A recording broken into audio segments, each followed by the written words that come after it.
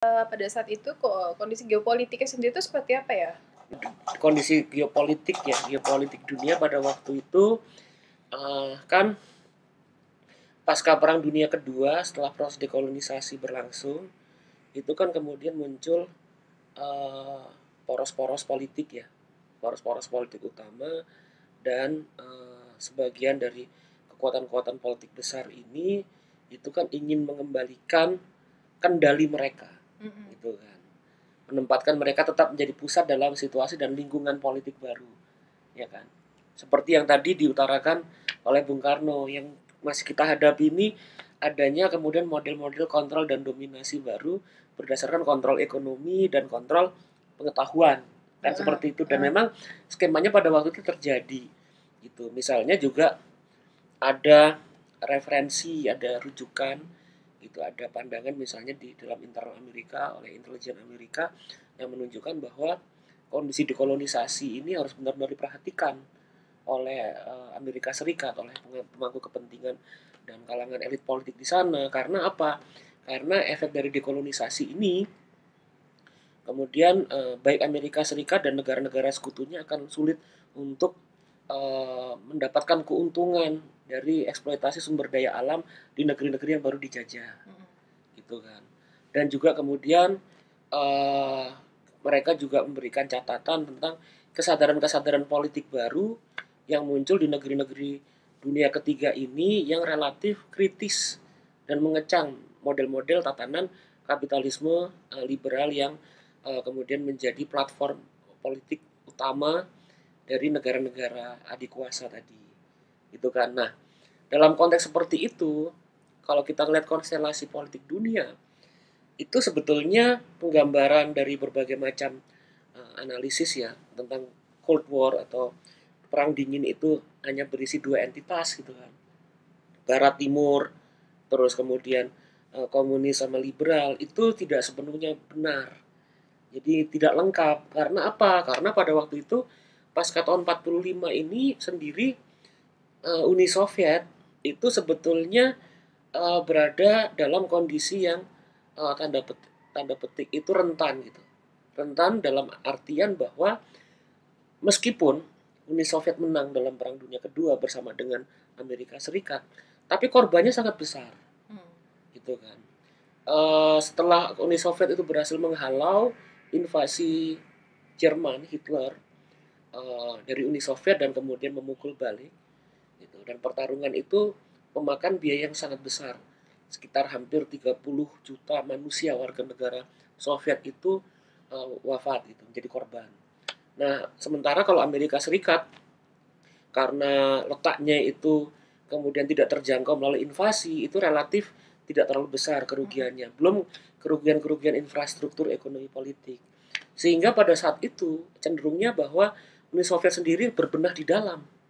Sebetulnya ancaman utama terhadap Amerika Serikat dan sekutunya itu justru muncul dari negara-negara yang baru merdeka tadi, yang hendak menegakkan kedaulatan politiknya dan tidak ingin dituntun dan dikendalikan oleh kekuatan-kekuatan adik kuasa tadi.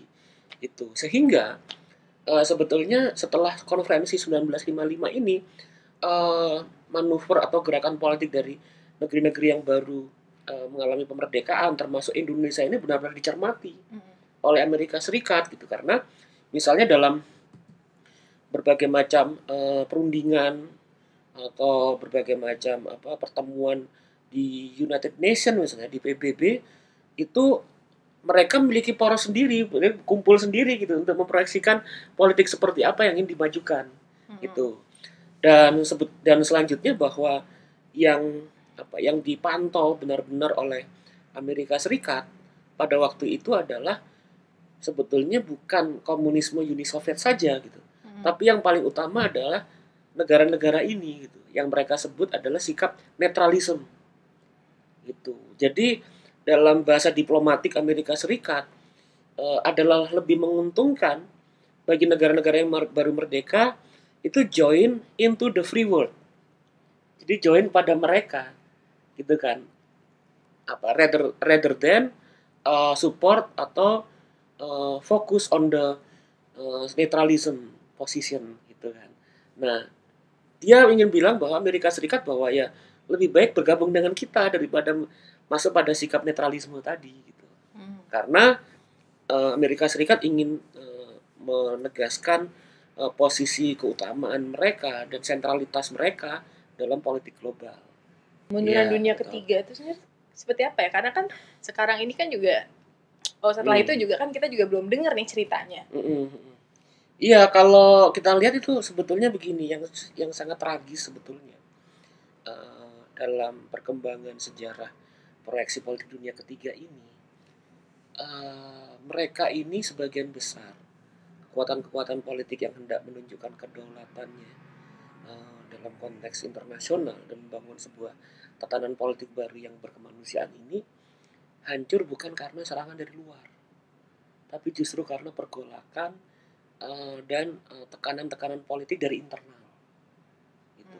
Nah, contoh seperti yang dihadapi oleh Soekarno, gitu kan, atau dihadapi oleh di Mesir itu Jamal Abdul Nasser, gitu kan, dan di beberapa negara yang lain, itu di mana mereka ini ketika membangun sebuah tatanan politik baru, ingin membangun sebuah proyeksi politik baru berdasarkan pada semangat kesetaraan, gitu kan, keadilan sosial, dan juga kemudian pemuliaan harkat martabat rakyat dan ide-ide progresif lainnya berhadapan dengan kekuatan politik dan kekuatan sosial yang reaksioner, yang hendak menyetop, hendak membatasi dan bahkan justru hendak menghancurkan munculnya kekuatan politik progresif tadi. Gitu. Sehingga kemudian hal itu di banyak tempat kemudian kekuatan-kekuatan politik alternatif yang maju dan progresif ini dihabisi dari proses-proses manuver-manuver politik di internal seperti yang terjadi pada Presiden kita Soekarno pada tahun 65-66, kemudian dihabisi, dihantam oleh kelompok-kelompok reaksioner gitu. Seperti juga kemudian di Mesir atau tahun 73 ketika terjadinya kudeta militer oleh Presiden Salvador Allende di Chili gitu.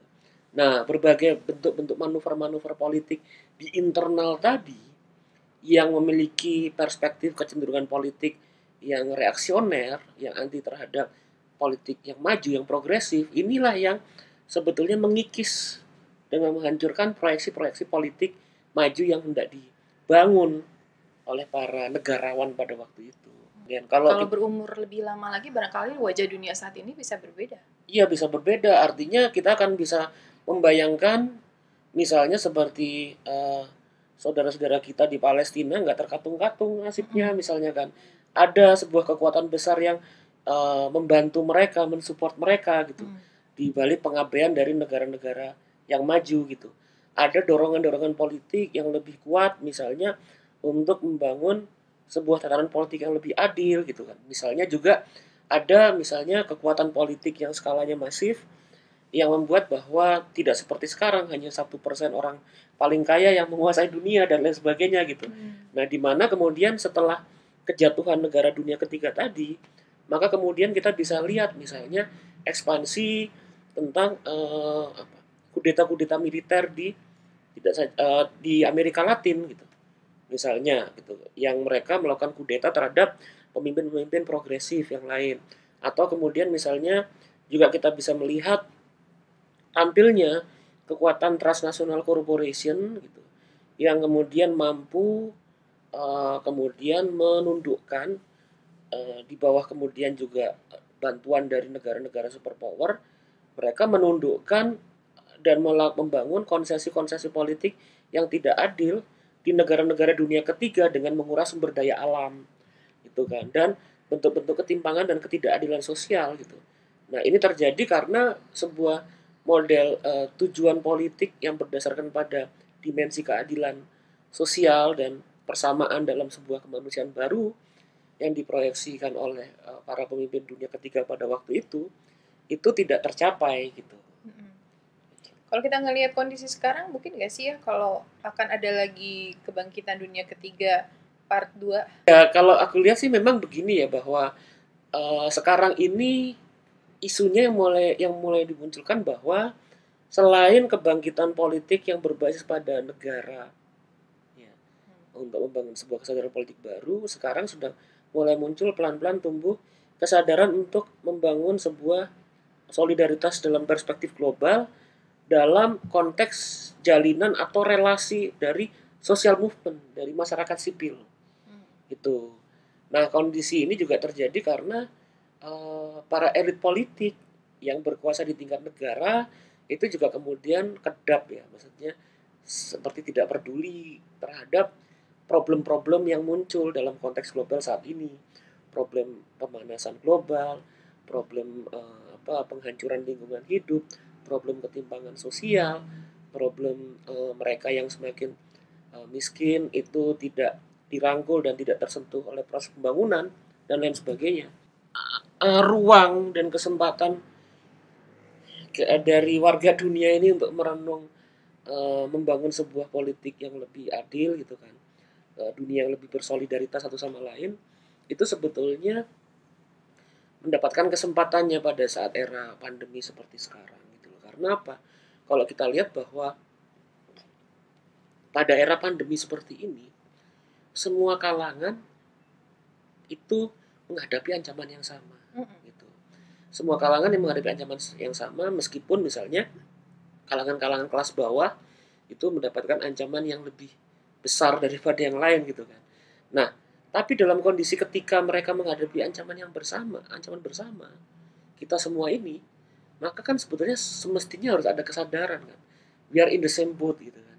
Artinya kalau kemudian kita hanya mementingkan kepentingan di kita sendiri, kita nggak peduli terhadap kelompok yang lain, kelas sosial yang di bawah kita, maka kemudian yang menjadi korban bukan hanya mereka tapi juga kita. Iya. Nah, itu yang sebetulnya mesti didorong kemudian pada nilai-nilai, ide-ide dan gagasan-gagasan yang sebetulnya masih memiliki hubungannya dengan platform politik dari dunia ketiga itu.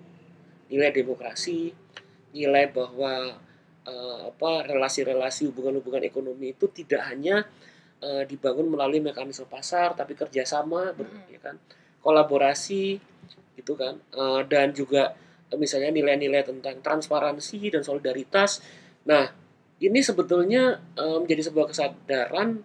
Kalau kita nggak bisa menumbuhkan semangat dan kesadaran itu, maka kita semua akan mengalami efeknya gitu, yang merugikan. Nah, kenapa kemudian nilai-nilai virtue kebaikan itu kan nggak kunjung menang ya? Karena apa? Karena ini berhubungan dengan relasi kekuasaan. Bahwa sampai saat ini misalnya yang menguasai dunia dan memiliki kemakmuran yang lebih besar itu adalah kelas-kelas atas yang tidak ingin privilege-nya mereka, keistimewaan mereka itu kemudian digeser gitu kan. Dan mereka ini kan bukan hanya mereka memiliki kapasitas ekonomi belaka, tapi dengan kapasitas ekonomi ini mereka memiliki berbagai macam perangkat intelektual gitu, seperti yang ditarakan Bung Karno misalnya, kontrol intelektual, perangkat ekonomi, perangkat politik, perangkat kebudayaan gitu, dan perangkat hegemonik gitu, bahwa sampai sekarang masyarakat juga kita sendiri juga masih belum terbangun kesadarannya tentang sebuah perubahan politik yang lebih baik dalam skala nasional ataupun dunia.